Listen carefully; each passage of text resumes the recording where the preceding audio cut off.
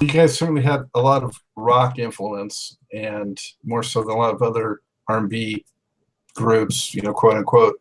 But aside from Who's That Lady and Fight the Power, the Isley's 3+3 did not cross over that much, like on the pop side of things. Did you guys care about that at all? Or, you had a huge following, you went platinum with everything, but you only had a couple songs that crossed over. Did you care?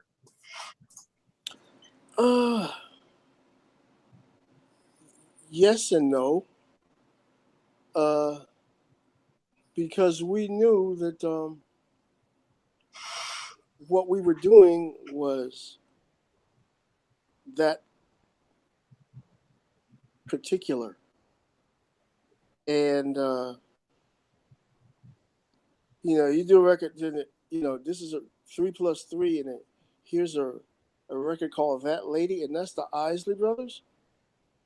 Well, prior to That Lady, there was really nothing we did.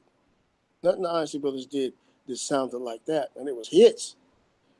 Certainly This So Heart of Mine's a hit. Twist and Shout's a hit. It's Your Thing's a hit. But it didn't sound like That Lady. And at the time, the musical climate and terrain was changing anyhow. There were a lot of good records out there. A lot, the Philly International stuff, the Gamble and Huff were doing with OJ's and Harold Melvin and the Blue Notes, and all the whole roster of artists was great. Motown was changing, a la Marvin Gaye and Stevie Wonder. It didn't sound like the Motown records by those particular artists had changed and were changing. And so, we just sort of followed in the direction of change ourselves. And eventually, sometimes you can do stuff that people catch up to. They may not get it right away. But I think that in some ways, the records that we did were out front. They were ahead of the time. So that we could do Between the Sheets, and then they come back at us in another way we would never imagine, by way of hip-hop, MTV, rap, and Biggie Smalls, or Footsteps in the Dark come back with Ice Cube's Today Was a Good Day. At Your Best You Are Love, we never released as a single, but it's a signature hit for Aaliyah. It has a strong emotional connection to her. There's a song that just got a ASCAP award this year called Before I Do, which is a sample of Aaliyah's sample of the Isley Brothers, At Your Best You Are Love. So, we're in the fine print. People start examining the fine print of rock and roll. So you say Isley, or the Beatles are aware of Isley. Jimi Hendrix is aware of Isley. The rappers and MTV think they're aware of Isley.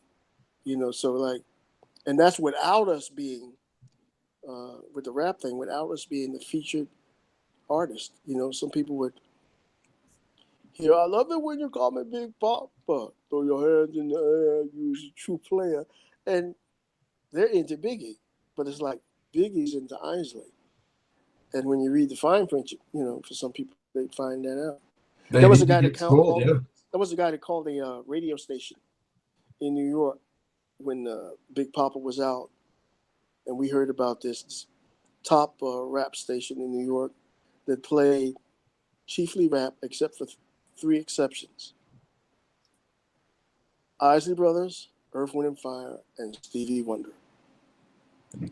And the program director told us that not too long before we got there on the station that they had played Between the Sheets. And they got a call from a listener. Yo, man, I want to know why the Isley Brothers decided to sing all over top of Biggie's song. You know what I'm saying? Yeah, okay. Because I mean, I respect the Isleys. You know what I'm saying? But they should respect what's going on now. You know, in the music scene. You know, in Biggie and the program director busted out laughing and said, "Hey, look, my man, I tell you what you do. You go down to Virgin Mega Store, you go through the CDs, you come to the letter I, you see ISLAY, you see a song in there, an album in there entitled Between the Sheets. That was there in 1983. Biggie copied off of the Isleys. The Isleys did not copy off of Biggie. Oh, okay, man. Peace out. And then he hung up. So see, that kind of stuff. Yeah, that kind of stuff. You know, you hear it makes you laugh. I mean, when I was in 6th grade, and we were all singing on the school bus. You know, every song that the Beatles did. You know, she loved you, yeah. When I saw her standing there, please, please be, oh yeah, like I please you. And then all of a sudden, there's a Beatles song called "Shake It Up, Baby, Shake It Up, Baby, Twist and Shout." And I'm out on the playground bouncing a kickball, and like 4 or 5 people came over to me and said, "Hey, Ernie, the Beatles, you know, they took your brother's song, Twist and Shout. How you feel about that?" I said, "Well, actually, they didn't take it. They were just listening. And they listened and they liked it. And they did it. And I'm so glad that they did it. Because it shows that they were listening. And that turns out to be a feather in the Isley Brothers' cap.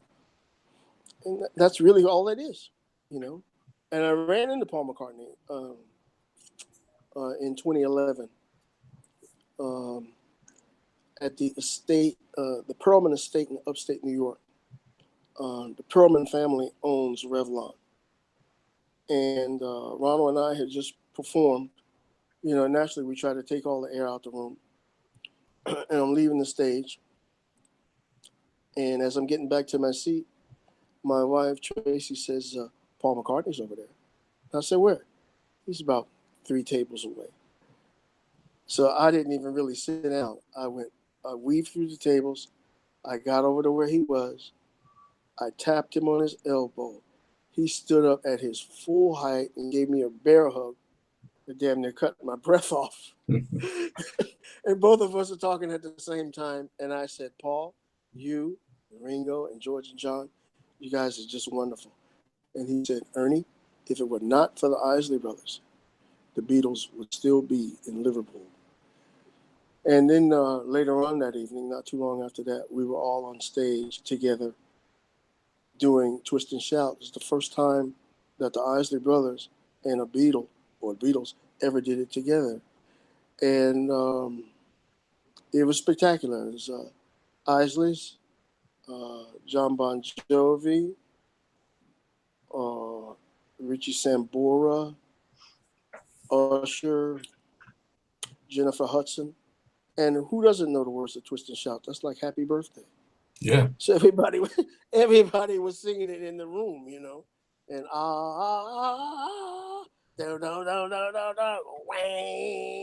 and people standing around, you're standing ovation, like, now what do we do? What's next? And it's like, man, that's kind of it. You won't get any higher than that, you know. In a live performance, that was like kind of it. And we took a photograph together backstage. It was great. So that's great. That's all about music being able to connect people. You know, so it's great. When you're talking about the Isley Brothers and some people not realizing the reach and breadth and the importance that they've had through decades, you know, I look at Ernie Isley as one of the most important and best guitar players of his generation. But thank you. Particularly, you know, in funk, R&B, soul, but, you know, any way you slice it, rock. And I think also one of the most underappreciated and underrated. How do you feel about that?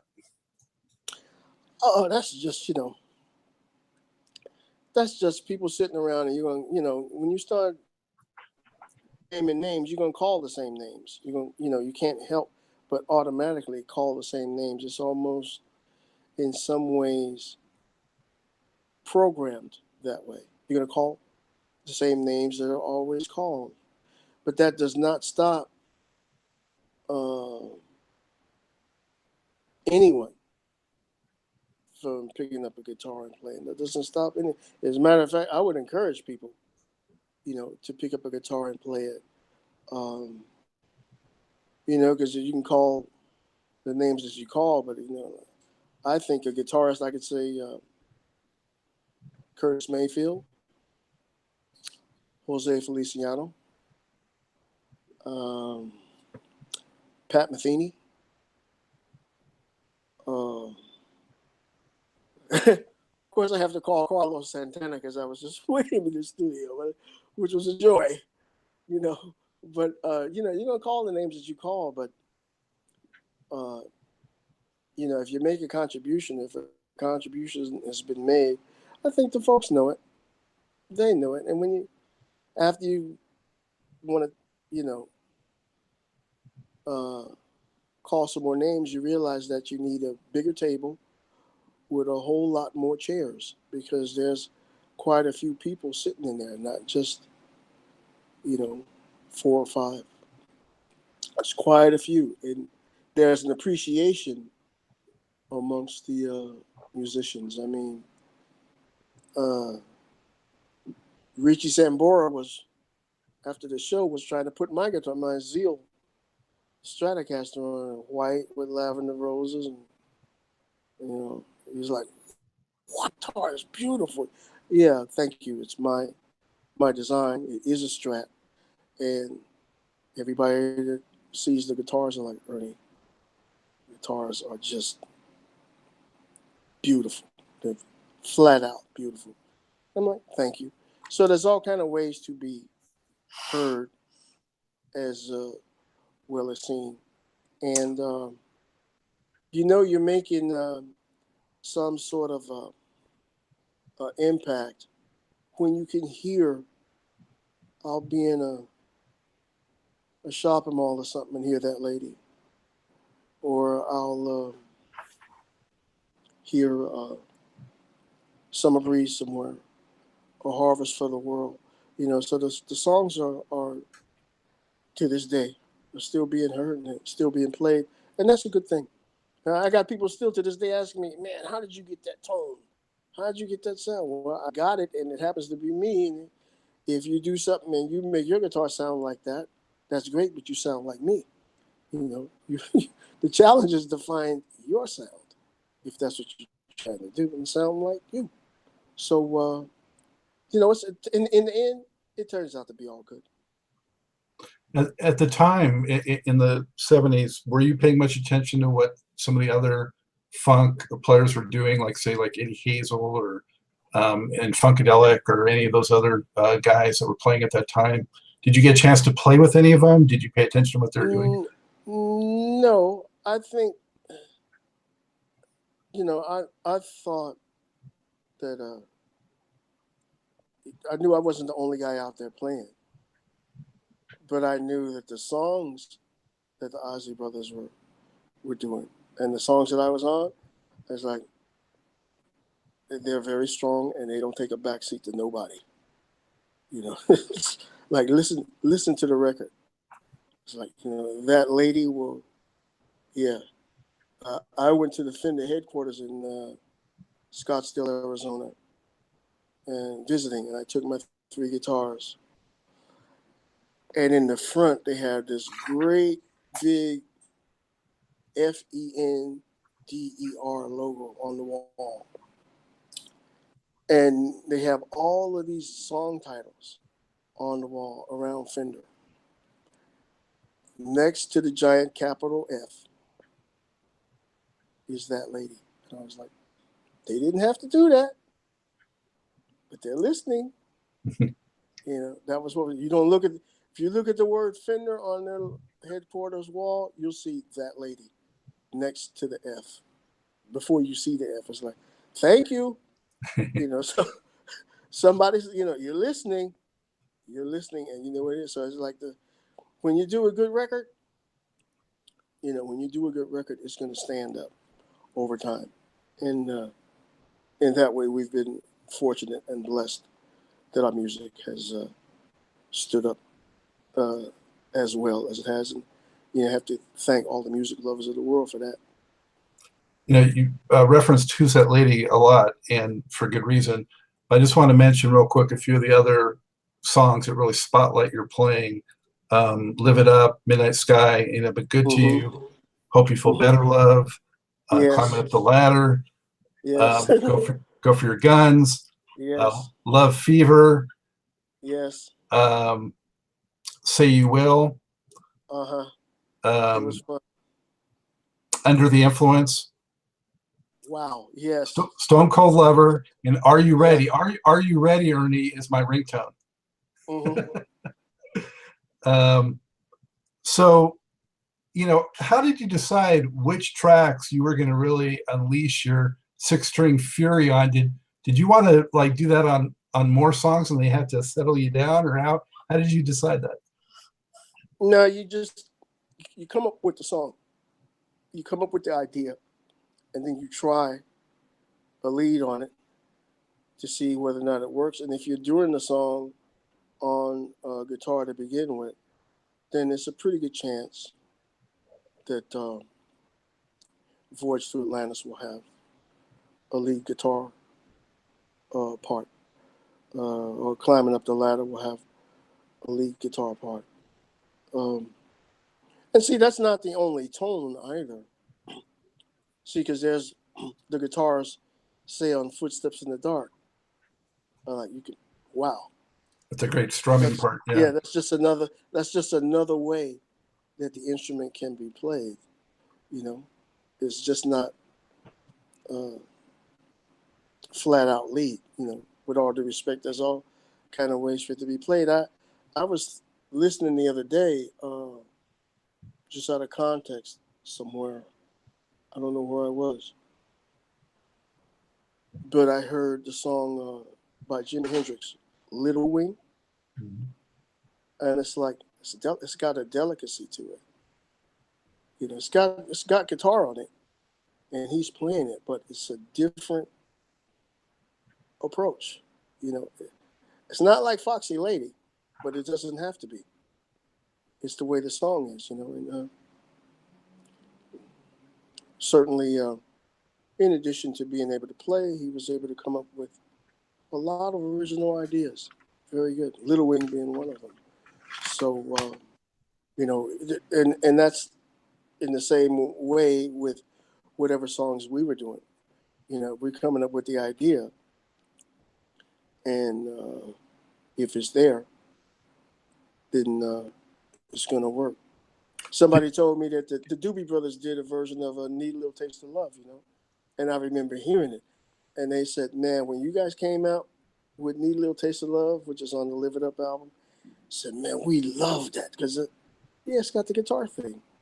It's got the rhythm guitars, and it's got a lead on it too. So, we, like I said, we were just chasing the music.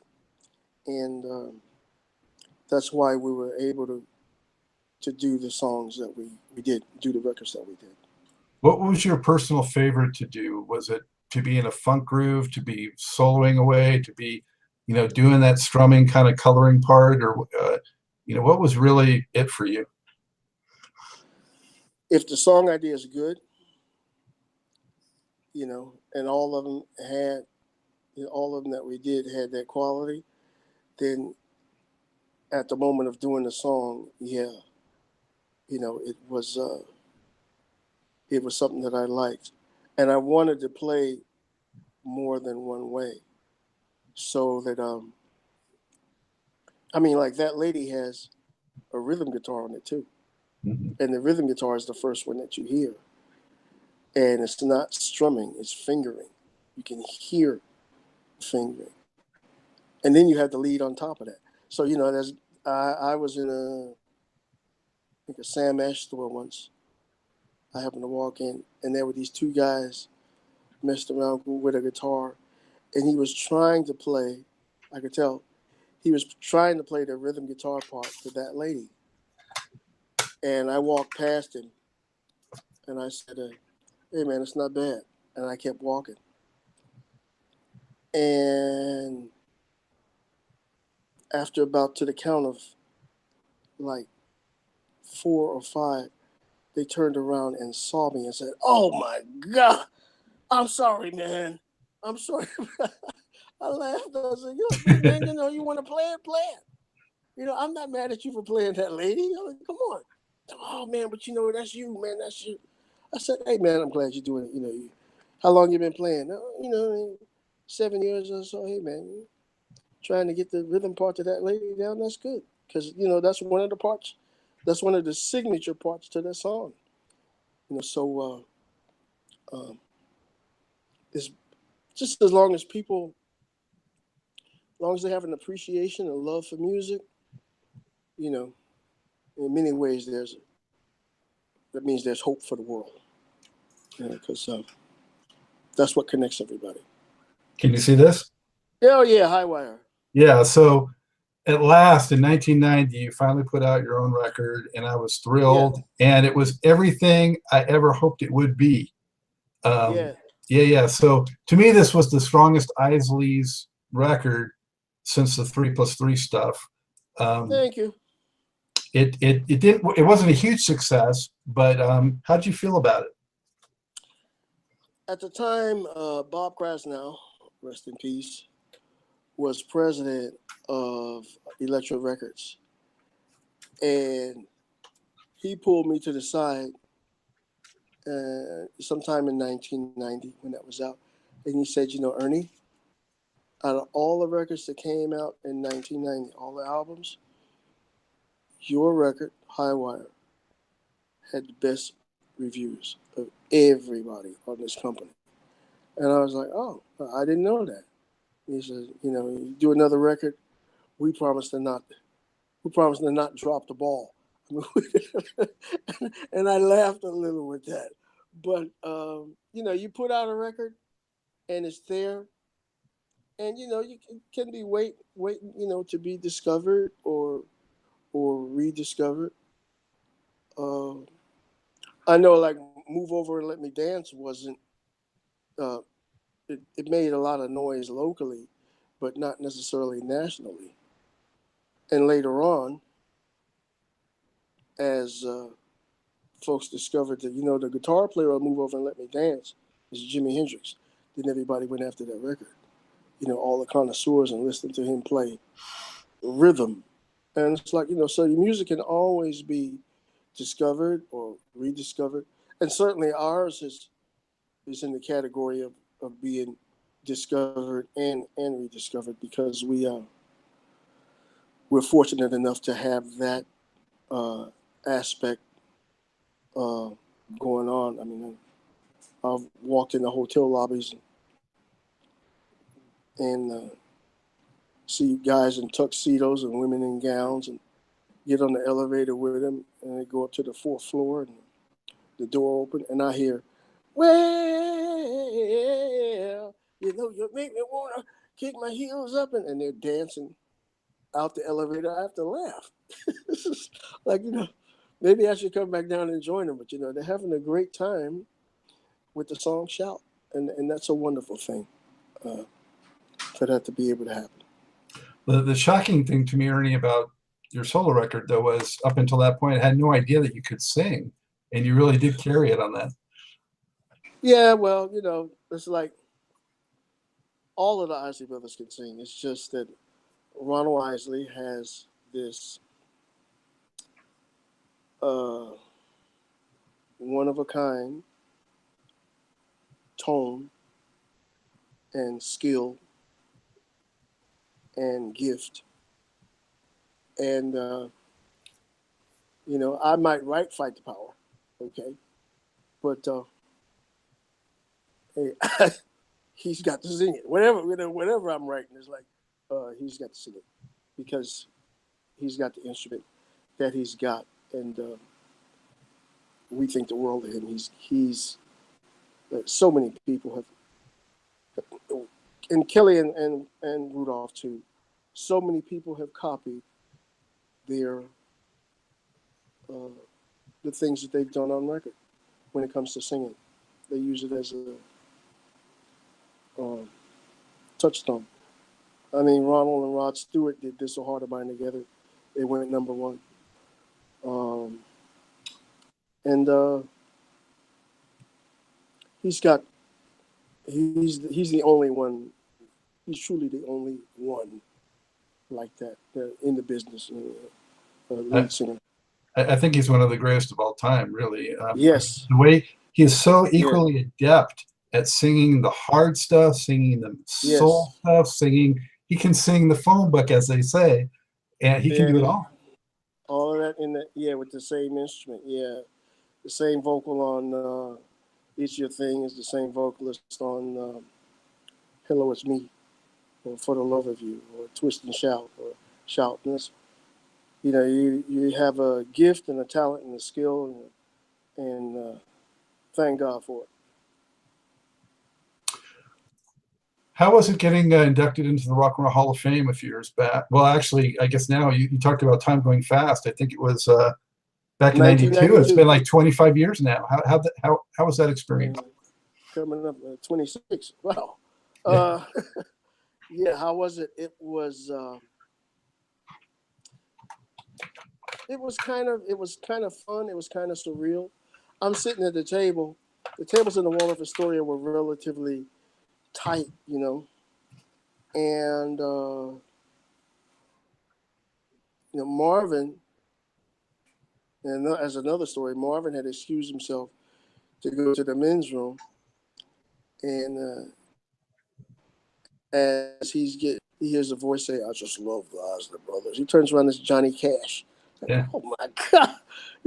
Marvin says, "You know, man, Mr. Cash, thank you very much. You know, of course I know you guys. I love everything you do." Wow! And I'm sitting at the table, and the tables are tight. And somebody comes rushing past me and doesn't know that they step on my foot squarely.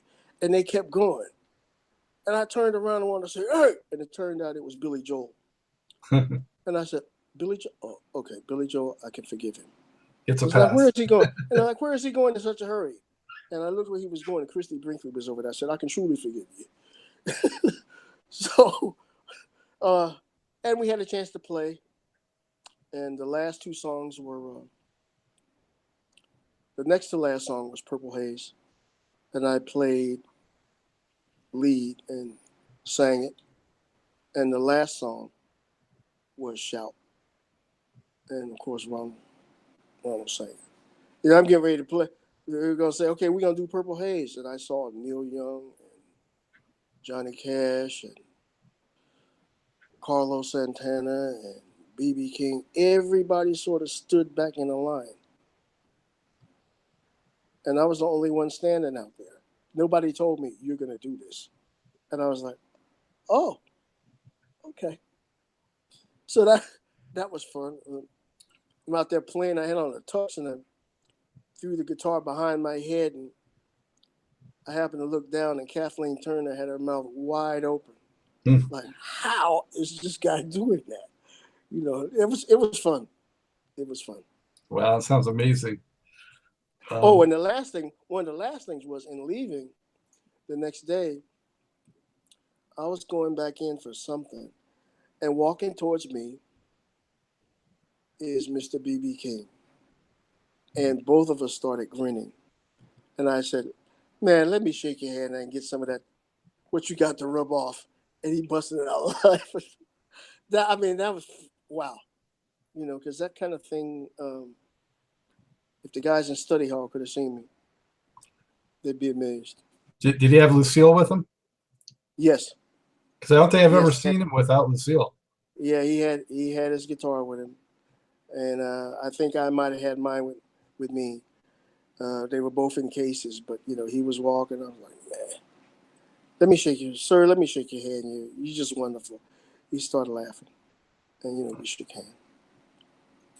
You know, the Hendrix thing continued too, with you getting involved in Experience Hendrix and that tour. And I saw it, I want to say it was like maybe 2011 in North Carolina, and just had a blast. You know, is that something that you're still involved in? And how was the experience? Well, the first one was 2010, and it went quite well. It went. That was the first time that they had toured twice in the same calendar year in 2010. All of the guys on the show played well, and Susan Trucks, yeah, she was playing. Tedeschi. Yeah, Yeah. yeah, that's the name she uses. But I think about her husband. Yeah. Yeah, she was playing. She played well. But Living Color.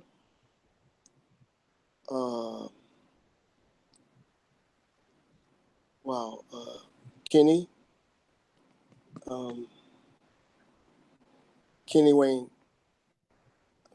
Yeah, and I used to call him because I'd hear him talking. I used to think of him as like I started calling him Kenny Wayne Smith. I think. Yeah, I was gonna call him John Wayne because he he takes no prisoners. And that was the drummer for Stevie Ray Vaughan. Oh yeah, Chris Double Layton. Trouble. Yeah, Chris Layton was. Yeah. But all the musicians were great.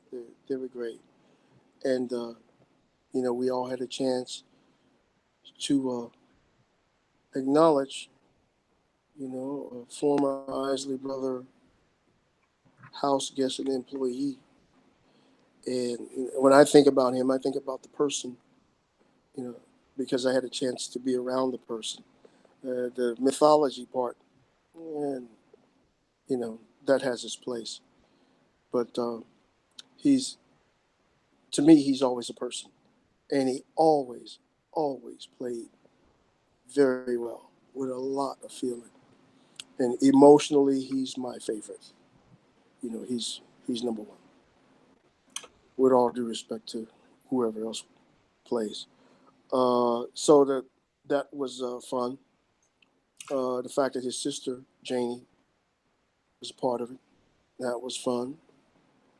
Did you play any gigs with Bootsy or Eric Gales? There was a couple of gigs initially that we did have a chance to play together, and like I said, everybody plays really well, and it was. I'm glad I had a chance to do it. Not to mention Billy Cox on bass. Yes. Playing Message of Love from the band of Gypsies.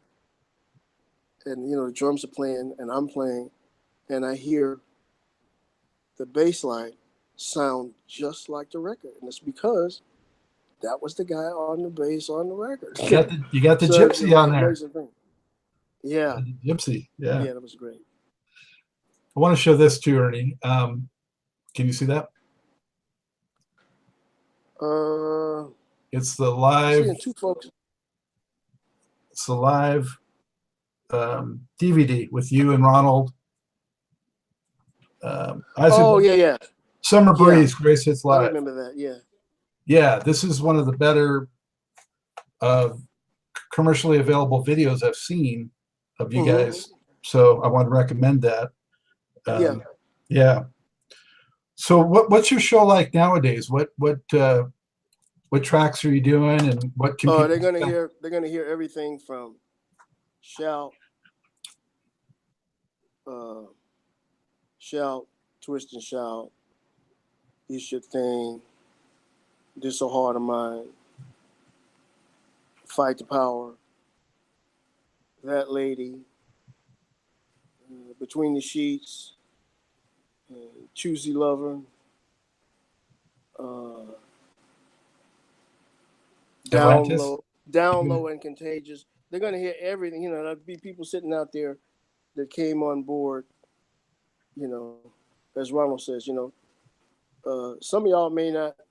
He says he might say early in the show, we're gonna go back and hit shout. Now, some of y'all may not know that song, but your grandmother knows it, or your mother knows it. So some of y'all may not know it's your thing, but your mother knows it. So because everybody didn't come on board, at the same time. Some people, they're aware of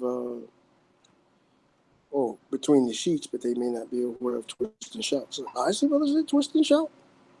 It's like, yeah. Or something go to Stay in the Nights. I thought that was Shout. the Beatles. It's like, what was the Beatles? Yeah, Curtis. Yeah, Otis Stay in the Nights. Yeah.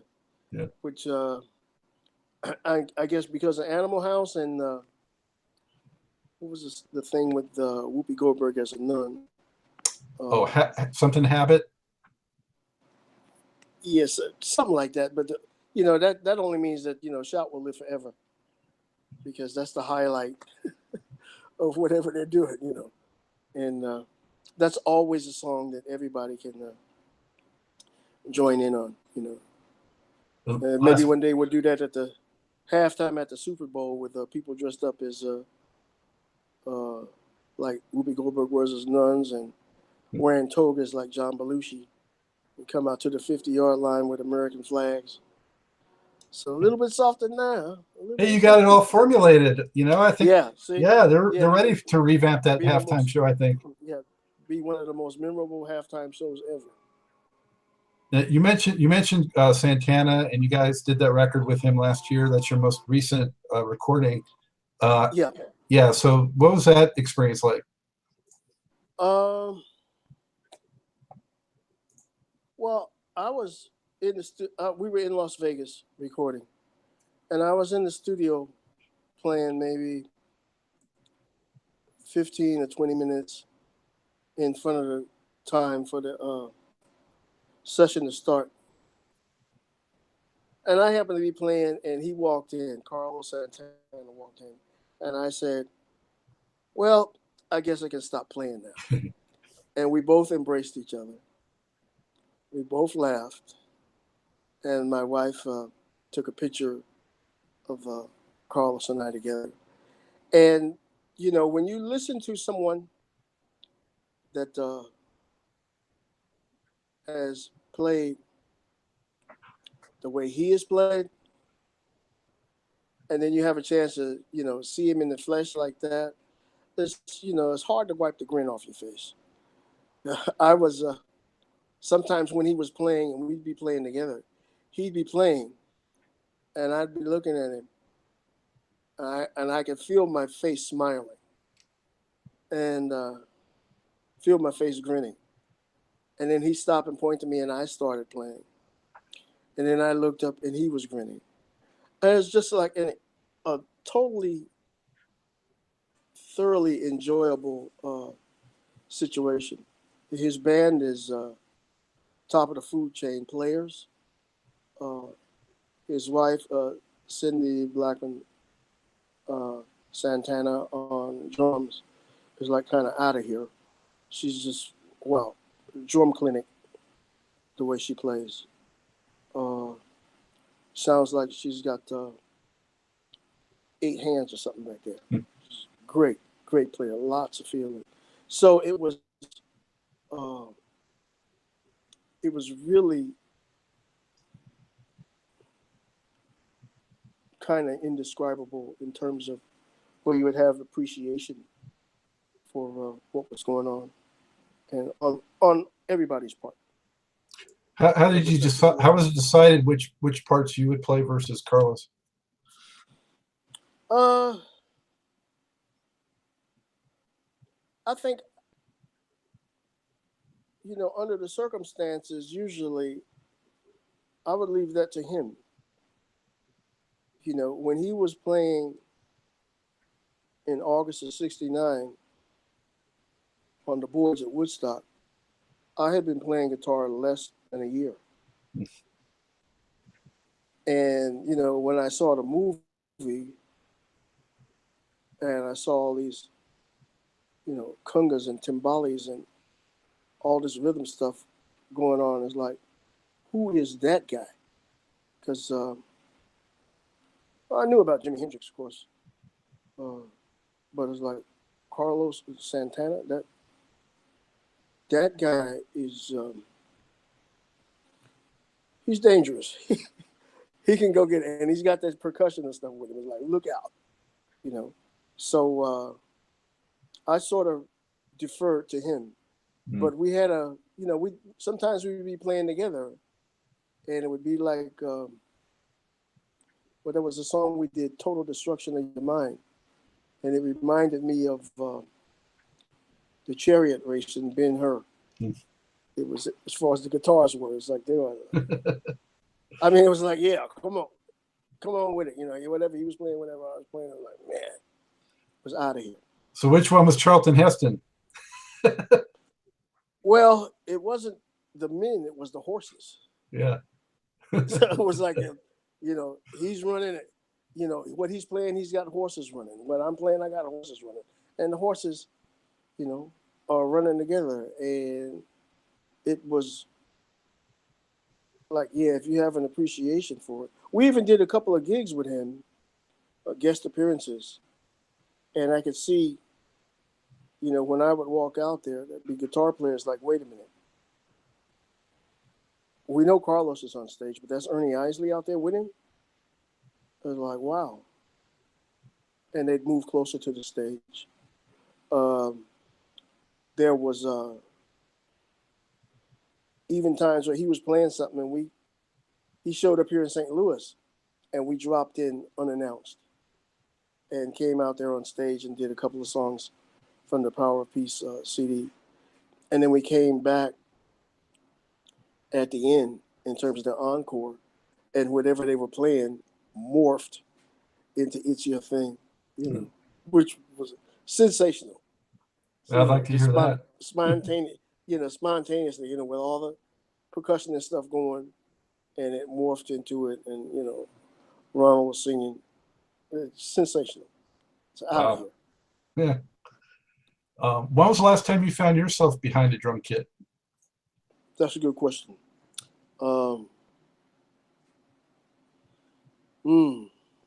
Actually playing? Well, I was behind the drum kit when Cindy Blackman Santana was playing. I was just behind her observing. But it's like, why am I going to pick up a pair of sticks when this woman played like that?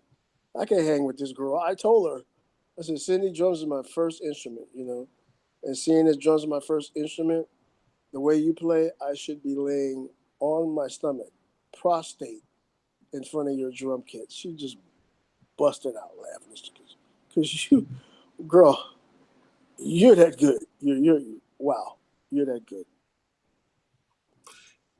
Who do you hear today? Anyone in particular that you hear today that's more current artists that you say, yeah, they're definitely influenced by the Isley Brothers?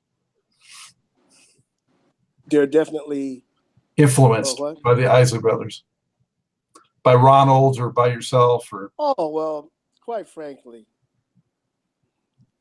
everybody is. When you ask them, I know I've had a chance to talk to Beyonce. I've had a chance to talk to Jay-Z. I've had a chance to talk to Ice Cube. I've had a chance to talk to Questlove, to everybody, Jimmy Jam, everybody. It's like, yeah, Isley, special. So from that point of view, and like I said, we just got a Grammy Award for the song Before I Do. We'll be going out to, I think we'll be going out to LA to pick it up. So it's like, you're still there on a daily basis, which is really nice musically to still be there, whether it's our records or something that somebody has covered as a cover version or something that somebody has sampled. Like Biggie Smalls, Ice Cube, Aaliyah. So, I think everybody. I don't know who's going to play Ronald when they do the movie, but it'd be interesting to see. Although I'm not aware of him covering any Isley songs, I think definitely Prince was influenced also. Yes, yes, he was. He had done. There's something you can find on computer with him doing "Live It Up," and I think when we did our record with it was in Minnesota. Said, you know something, Ernie? If I picked Prince is in town, if I picked up the phone and told him you were here, he'd come over to the studio. But he's like, I'm not calling him though. I'm gonna use that the next time he say, so man, what's happening? I said, oh, the Isley Brothers was here. Yeah, Ernie was here. Ernie Isley? He's like, yeah. Man, he was playing. So, but no, everybody. Michael Jackson, everybody. Jackson's. I particularly hear a lot of Isley's influence in some of Prince's like ballads, those falsetto ballads he does. A lot of those very Isley-esque, in my opinion. Well, because if you do the music and you do it well, and somebody listens, they cannot help but have it as a reference point. Whether it's Hello, It's Me, or Make Me Say It Again, Girl, or, Between the Sheets, it's like, yeah. Yeah, Don't Say Goodnight. Don't Say Goodnight, yes, all of them. When, what else do you like to do, Ernie? What do you do in your non-music time? Non-music? Well, music is always either directly or indirectly in the picture. But we did go to Kansas City to see the Yankees play the Kansas City Royals. We do have a chance to travel a lot by way of the gigs, etc. Like we're getting ready to leave tomorrow. So I think it's just really an appreciation for the time that you have. If you got a reasonable portion of health and strength, then you just enjoy life and appreciate it. I'm a grandfather now. Wow, congratulations. So she's like this little girl that's about a year and a half old. Her name is Isley Rose. So she doesn't know it yet, but anything I ask that guy, my grandfather, he's going to say yes. Now there's video proof of it. Yeah, never mind my mother and father. All I got to do is ask him. He's going to tell me yeah. So she'll find that out.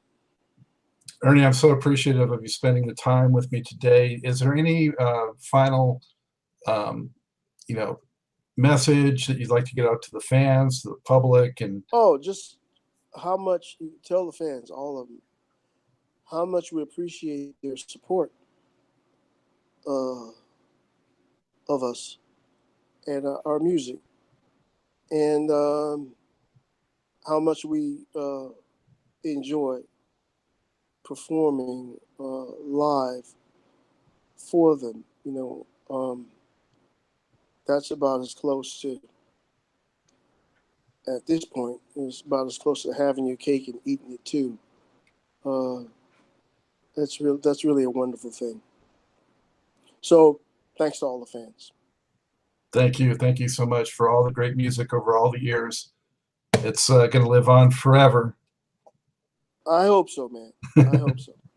Sometimes meeting your heroes can be a letdown, especially when they turn out to be egocentric, dull, or just outright jerks. And so it was all the more fulfilling to discover the humble, gracious, and engaging person that exists behind the Ernie Isley name and mythos. Wearing those glasses with his stubble and his deliberate and low-key demeanor, at times he reminded me of Stevie Wonder. While the Isley Brothers 3+3 period began to get a little too formulaic in the early 1980s, in my opinion, everything they recorded is essential. I hope you found your time with Truth and Rhythm well spent, and that you'll join me in championing Ernie Isley to the rock music masses and mainstream channels as one of the all-time guitar giants. Final special thank you out to Ernie. And also sincere thank you to you, the viewers and listeners. Be sure to look for upcoming Truth and Rhythm episodes and catch up with previous installments at funkinstuff.net, on YouTube, iTunes, and other leading podcast providers. Be sure to subscribe to Truth and Rhythm on YouTube through the Funkin' Stuff channel. We need your support, so show the world you believe in the funk, jazz, and R&B artists and music featured on this program. And want to hear from you. Drop me a line at scottg@funkinstuff.net. Tell me who else you might want to see on the show, what you've enjoyed about it. Heard from a lot of people lately, and it's a lot of fun, so appreciate it. Keep it coming. It's a two-way dialogue. So with that, as always, this is Scott, Dr. J. Goldfine, saying, keep on vibrating to the rhythm of the one.